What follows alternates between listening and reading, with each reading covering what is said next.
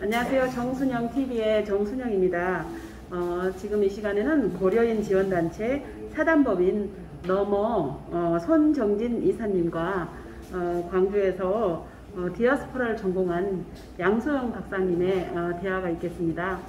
고려인에 대한 많은 이해와 협조 있으시길 바라겠습니다. 안녕하세요. 네, 고려인 지원단체 사단법인 너머 이사님이신 손정진 이사님이시죠? 네, 만나서 반갑습니다. 저희가 이렇게 지금 우리나라 한민족이 세계 각국에 흩어져 있고, 그 중에 이제 또 많은 수가 소련 쪽, 중앙아시아 쪽이라든지 아니면은 중국 쪽이 많이 흩어져 있는데, 이렇게 또 고려인들을 지원하는 단체에서 지금 활동을 하고 계신 분을 만나서 정말 반갑습니다. 네, 언제부터 이런 활동을 하고 있었나요? 저도 홈필칭 고려인과 관련된 활동을 시작한 거로 따지면 거의 20년 가까이 되는 것 같아요. 물론 그때는 제가 직장을 다니고 있었었고, 네. 한 3, 4년 전까지는 제가 전업활동가로 활동했던 건 아니고, 동북아 평화기금 이사장 하고 있는 김현동 네. 이사님이 처음에 한국의 동북아 평화연대라는 걸 한 20년 전에 만들 때, 네. 그때 이제 초창기에 그 정신에 제가 공감을 해서 같이 활동을 시작을 했었고요. 네. 그때는 활동가라든가 또는 거기에서도 이사로 활동을 했었었고, 네. 한 3, 4년 전부터는 제가 지금 활동하고 있는 사단법인 너머는 국내 귀환한 고려인들을 지원하는 시민단체입니다. 그 단체는 한 11년 활동한 지 11년 정도 되는 단체인데, 네. 저는 한 3, 4년 전부터 이 단체에서 활동을 하고 있고, 지금 한 2년 정도 전부터는 거의 상근에 준하는 활동을 하고 있습니다. 그래요? 그러면은 지금 현재 우리나라에 들어와 있는 그 귀환 수는? 지금 법무부 통계가 그 여러 가지 비자들 중에서 H2F라고 하는 두 가지 비자만 국적별로 다 구분을 하기 때문에, 네. 그 통계에다가 나머지 분들을 추산해서 넣어야 돼요. 네. 아이들 F1 비자라든가 유학 비자 등. 그렇게 따지면 지금 9만 원 넘은 것 같고 10만, 9만 그 사이가 아닐까 싶어요. 네, 상당히 많이 오셨네요. 네. 우리나라로. 그러면 이사님께서 지금 하시는 구체적인 일들을 한번 소개를 해주시면요. 그 고려인 분들이 2010년대 이후에 특히 집중적으로 많이 오셨는데, 굉장히 짧은 시간 안에 굉장히 많이 오셨거든요. 네. 지금 경기도에 한 3만 5천 명, 안산시에 한 18,000여 명 정도가 사시는데, 네. 처음에는 오시는 고려인들이 다 안산 지역을 중심으로 해서 거기 오신 친척이든 친구든 누가 와 있으면 거기를 가서 이제 거기를 기반으로 해가지고 소개를 받는다라든가 해서 이렇게 다른 지역으로 퍼져나갔었는데, 그래서 저희 사단법인 너머도 본부가 안산에 있습니다. 그래서 안산에 있으면서 처음에는 거기만 고려인들이 있었기 때문에 네. 지원하는 일을 했었는데, 지금은 전국의 한 10여 개 지역에, 특히 공단 지역 중심으로 예를 들면 아산, 천안 지역 같은 거의 10,000명에 가까운 분들이 계신다거나 이런 식으로 전국 그 공단을 중심으로 한 지역으로 흩어져서 살고 계신데, 이 광주 같은 경우에도 지금 한 4,000여 명 되는 네. 광산구의 고려마을, 광주 고려마을이라고 있고요. 그래서 저는 지금 본부에서 이사로 이제 활동하고 있는 것도 있고, 작년부터 2년 전부터는 인천에 고려인들이 한 9,000여 명, 10,000명 가까이 사시는데, 거기 단일 규모로는 국내 최대 고려인 마을이 한방마을이라고 한 6,000명 정도 사는 마을이 있거든요. 네. 그 마을을 중심으로 하는 고려인 커뮤니티가 활성화될 수 있도록 하는 지원, 또는 고려인들의 권익을 되찾기 위한 그런 활동들, 그 지역 주민들과의 고려인들이 잘 어울려 살 수 있도록 하는 그런 활동을 지원하는 일을 주로 하고 있습니다. 그러시군요. 그럼 활동을 하시면서 가장 어려운 일은 어떤 일이신가요?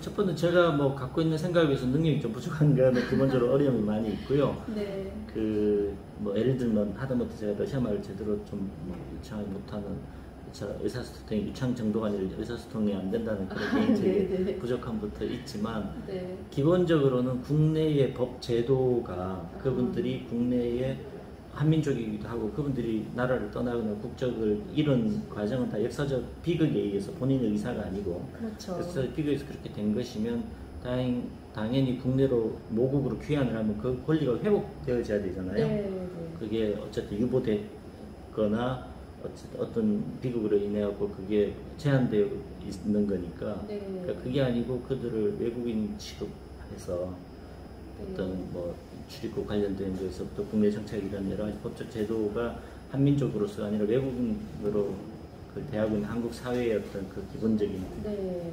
환경, 그리고 지금은 굉장히 많이 달라졌지만 우리 한국민들이, 한국에 살고 있는 분들이 고려인에 대한 인식이 너무나 없거나 부족했었던 것이 이제 어려운 일이었었죠. 네. 그리고 거기 한 가지 덧붙여서 고려인 분들은 1938년부터 스탈린 명령에서 민족 교육을 다 금지당했기 때문에 네. 한국말을 완전히 잃어버리셨어요. 네. 금지당해서. 네.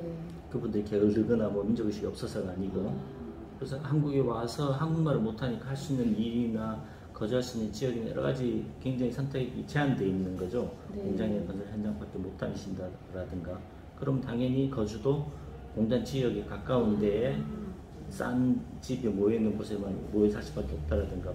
그러면 거기에 따라서 당연히 자녀 교육의 문제도 여러 가지 생기는 그런 그 문제가 이제 굉장히 어려운 점이었었죠. 네, 그렇군요. 그러면 지금 이 활동을 하시면서 가장 보람되다고 느끼시는 점은 어떤 점이 있을까요? 뭐 여러 가지 앞으로 해결할 일이 많지만 2년 전에 네. 그러니까 재동포 관련되어진 그 여러 가지 법조항 중에 사실 그 법도 그런 간단한 법조항에 의해서 그렇게 수많은 사람들의 운명이 제한받고 있는 거에 놀랐는데 그때 당시에 2년 전까지는 동포들 4세, 5세는 동포로 인정을 못 받았어요. 1세부터 3세까지만 동포로 인정받아서 재동포 비자라고 하는 것, 그 네. 영주권에 준하는 비자인데 그걸 받을 수 있었고 그 밑에 분들은 외국인이라는 거예요. 피가 섞일 수도 있고 네, 네. 그 사람들이 뭐 어떻게 한민족이고 그러냐. 그래서 4세 이하는 이제 우리 한민족 아니다라고 내다 버리는 기본적인 정신을 갖고 있었던 거예요. 한국의 법 제도나 그 행정 당국의 입장이. 네. 그래서 그게 이제 말이 안 된다고 해서 한 몇 년간을 치열하게 싸웠어요. 그 네. 고려인 분들도 나서고 해가지고. 그래서 다행히 그게 법이 개정이 돼서 출입국 관리법 상의 뭐 그런 문제나 국적 출입국 관리법 상의 문제겠네요. 네. 그런 하여튼 몇 가지 굉장히 큰 법률 개정도 아니고 네, 또 네. 시행령 개정에 따라서 그 수십만 뭐 어쩌면 앞으로까지 따지면 수백만이 될 수 있는 그 운명이 4세, 5세, 6세 네, 그 네. 일이야 쭉 그 아이들의 운명이 드디어 이제 외국인에서 한민족이 된 거예요. 그렇군요. 그래서 그걸 이뤘을 때가 가장 보람되고 기뻤었고 최근에는 제 동포들 같은 경우에 장애인들이 있어도 장애인 등록을 못하는 분들이 있어요. 네. F4라고 하는 그 비자를 갖고 있는 분들은 장애인일 경우에 그것도 중증 장애인일 경우에 네. 등록할 수 있는데 지금도 H2 비자라든가 F1이라고 하는 동반 비자를 갖고 있는 장애인들은 등록을 못해요. 그 F1 동반 비자는 대부분 아이들이거나 노인들이거든요. 그래요? 그 F1은 보통 성인들이 받으니까. 네. 그러니까 아이들, 노인들, 그 장애인들 가장 취약하고 어려운 분들이 장애인 등록 못 하고 있는데 올해부터 본격적으로 그 부분의 차별이 이제 비인간적이기도 하고 사실은 네. 그게 헌법 정신에도 위배되고 네. 우리가 대한민국이 가입해서 있는 유엔 장애인 그 권리 선언이 가입했기 때문에 국회 비준을 받아서 국내법적 효력을 가지는 선언이거든요. 네. 그 정신에도 어긋나는 거를 현행법으로 버젓이 그렇게 하고 있는 거예요. 그래서 그 차별 철폐를 하라고 하는 그 이제 캠페인을 올해부터 시작해서 네. 많은 고려인들이 아까 말씀드린 한 절반 정도는 그 재동포들은 장애인 등록할 수 있는 비자를 갖고 있음에도 불구하고 네. 본인들이 장애인 등록할 수 있는 권리가 있는지도 모르고 있으셨더라고요. 네, 네. 그래서 그런 분들에 대해서 알려드리고 나머지 한 절반 정도 되는 그 장애인 분들을 장애인을 등록할 수 있도록 권리를 되찾는 그 일을 올해부터 시작했는데 네. 그 일을 아직 결과는 안 나왔지만 이제 좋은 결과가 나오고 그걸 기대하고 하고 있는데 그 일을 너무 늦지 않게 시작하게 된 게 네. 보람이었던 것 같아요, 개인적으로. 네네. 같은 동포로서, 우리 한민족으로서 또 이렇게 도와주시는 분들이 계셔서 그분들도 굉장히 마음이 든든하실 것 같다는 생각을 해봅니다. 마지막으로 혹시 하시고 싶으신 말씀 있으시면 한번 해주세요. 지원단체라고 되어 있지만 저희가 어쨌든 저희가 개념을 표현하자면 지원이죠. 지원이긴 네. 하지만 사실 저희가 이게 시민운동 차원에서 할 때에는 그 어떤 운동이라고 하는 거는 이 역사나 사회 속에서 네. 우리가 비인간적이라고 생각하거나 또는 있어서는 안 된다고 하는 어떤 일을 없애거나 바꾸는 것 또는 네. 역사 속에서 또는 사회적 구조 속에서 약자, 네. 차별받는 자 그런 사람들의 그 어려움을 없애 나가는 것. 그래서 궁극적으로 어떤 바람직한 변화를 만들어 나가는 것이 운동이잖아요. 네. 사회운동. 네. 그래서 누구 한 개인이나 특정 집단의 이익을 위해서가 아니고 우리가 모두가 공유하고 있는 인류의 공동 휴머니즘이라든가 그런 가치를 위해서 일을 하고 있는 것이고 네. 저희 생각으로는 그 고려인이 그런 의미에서는 역사적인 약자이기도 하고 네. 역사적으로 그런 의미에서 자기 권리를 제한받고 있는 차별을 받는 분들이기 때문에 그분들이 권리가 회복되어져야 한다는 차원에서 놓고 본다면 어떻게 보면 이게 지원이라기보다는 우리한테는 도덕적 의무이기도 하고 네. 우리 사회가 그야말로 올바른 사회로서 사람들이 어울려 살만한 사회를 지키기 위해서 모든 이 공동체 구성원들이 같이 노력하잖아요. 네. 그러니까 그런 의미에서는 당연한 노력이고 당연한 의무이다라고 생각을 하죠. 그래서 저도 제가 어떤 시혜적으로 고린들 도와준다거나 어린 처지에 있는 분들을 뭔가 보살핀다거나 하는 그런 차원이 아니고 네. 저 스스로도 제가 이 사회 공동체 구성원으로서 해야 될 바 의무를 어쨌든 인연이 닿아서 그 일을 네. 이제 하고 있다라고 생각을 하고 있습니다. 아, 네, 감사합니다. 이제 우리 모두의 노력으로 정말 여기저기 세계에 흩어져 있는 우리 한민족들이 우리나라를 찾아오고 그럴 때 정말 우리 한 민족으로서 그런 어려움이 있는 그런 상황이 있으면 더 안 될 것 같다는 생각을 합니다. 그래서 정말 반갑게 또 그들과 함께 또 공동체 속에서 잘 이끌어 나갔으면 정말 좋겠습니다. 네, 그래서 고려인 지원단체 사단법인 너머 이사로 활동하고 계시는 손정진 이사님과 함께 즐거운 시간 보냈습니다. 네, 감사합니다. 네. 아까 제가 질문하고 대답하는 과정에서 한 가지 제가 좀 빠뜨리고 간 것 같은 생각이 들어서 한 가지 더 좀 첨언해서 말씀드리자면 네. 고려인에 대해서 조금 말씀을 한두 마디 더 드리면 좋을 것 같아요. 아, 네, 네. 그래서 고려인이 지금은 이제 많은 분들이 알고 계시는데 아직도 고려인에 대해 잘 모르신 분들이 계셔서 이런 좀 좋은 기회가 됐으니까 좀 한두 마디만 좀 말씀을 드리자면 네. 일단 저희가 이렇게 이런 일을 할 때 고려인이라 하면 어떤 경우에는 뭐 학생들 같은 경우에도 고려인이 누구냐, 네. 뭐 고려 사람이냐, 뭐 하여튼 그런 식으로 고려인들 잘 그렇겠네요. 모르시는 분들도 계시거든요. 그래서 고려인은 지금 우리 한국에서의 법적 그 개념으로 놓고 보면 1860년대 무렵부터 네. 농업 이민이나 강제 이주나 또는 독립운동 등의 이유로 나라를 떠나서 네. 지금 현재 러시아나 중아시아 그권 러시아에서 그 구러시아형이라고 하는데 네. 거기에 거주하시는 거기에 있는 분들을 우리 제동포 분들을 고려인이라 칭하고 있거든요. 네. 그래서 고려인 분들은 스스로를 고려 사람이라고 불러요. 뭐 몇 가지 좀 이 설이 있긴 하지만 옛날에 유럽 쪽의 선교사가 중국에 왔을 때 중국이 그때 당시에 고려 우리나라를 부르던 그 이전에 고구려도 있었겠지만 그 국호를 이어서 고려라고 쓰고 있으니까 네. 그거를 부르는 중국식 발음을 자기네 이제 그 스펠링으로 옮겼을 때 그 꼬레야 또는 네. 뭐 꼬레 이런 발음으로 자기네들 뜻법을 표기를 했거든요. 그래서 C로 시작하는 그 꼬레아라고 하는 그런 네. 말로 썼고 영어로는 뭐 K로 시작하는 네, 코리아겠죠. 그렇죠. 그래서 러시아 말로는 그게 뭐 까레이 이런 식으로 발음이 되거든요. 그래서 네. 그 표현으로 그 이제 까레이츠라고 하는 게 고려라는 나라의 사람이라는 뜻이고 네. 그걸 한국말로 그대로 옮기면 고려 사람이거든요. 네. 그러니까 한국에서는 한문으로 써서 고려인이지만 이제 그 네. 얘기는 이제 이 한민족 네. 그 사람들을 부르는 지칭하는 그 지역에서 지칭한 이름이 고려인인 거죠. 그래서 네.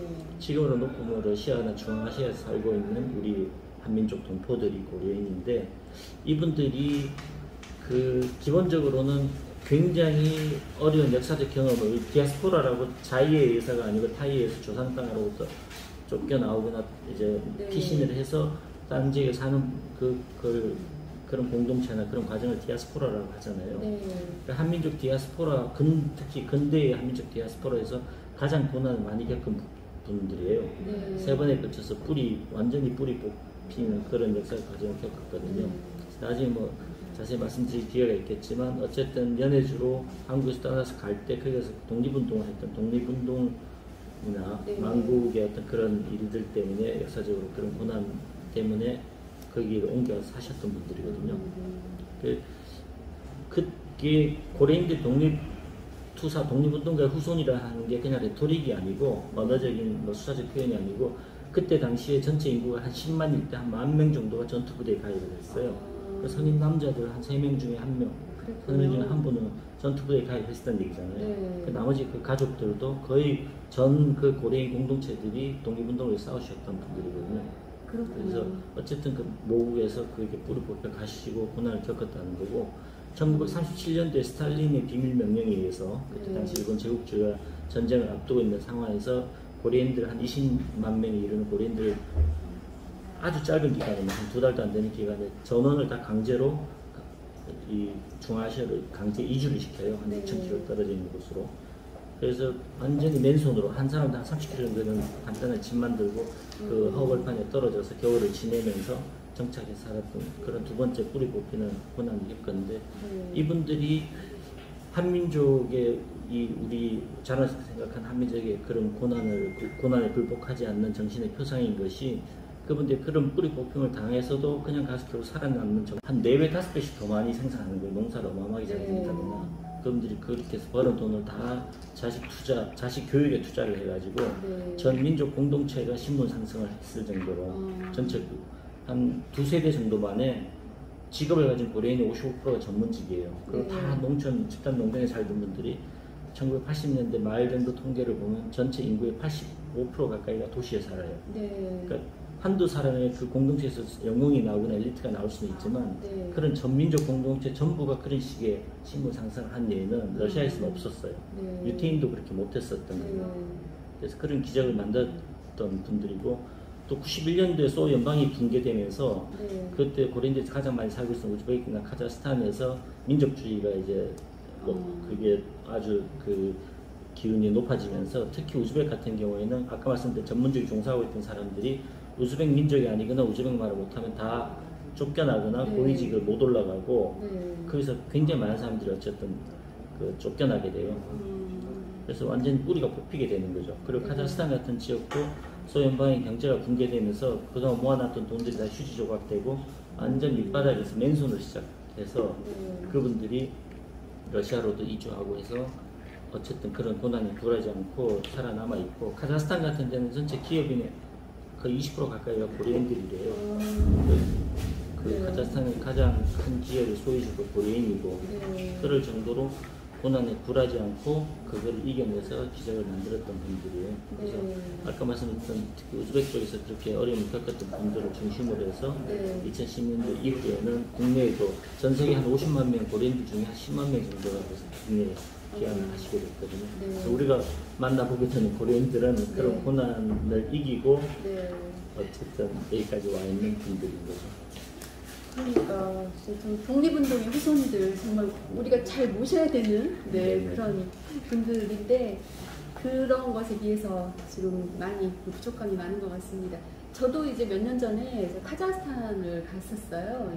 카자흐스탄에 가서 그때 이제 중앙아시아로 강제 이주된 그 우리 고려인들이 처음으로 정착한 곳이라고 방문을 하고 그랬었는데 허허벌판이고 좀 가슴이 많이 아프더라고요. 그러니까 이야기를 듣기로 그때 처음으로 정말 그 옷까지 하나 제대로 가지지도 못하고 그냥 보따리 하나 들고 이주를 당해서 거기 기차를 타고 와서 거기서 내려가지고 추운 겨울이었는데 그 겨울에 거기 살아남아야 되니까 이렇게 땅굴을 파고 이렇게 토굴을 파고 있고 그리고 정말 저 그때 들으면서도 눈물이 났었는데요. 그 어린아이들을 그 추위에서 구하기 위해서 살리기 위해서 어른들이 이렇게 첩첩이 이렇게 둘러싸서 가운데 아이들을 보호하고 그렇게 했다고 하더라고요. 세상에 너무 가슴이 아팠어요. 울어. 네, 그런 그 생각이 나는데 그런 그 고생을 하면서 쭉 지금까지 그 힘든 삶을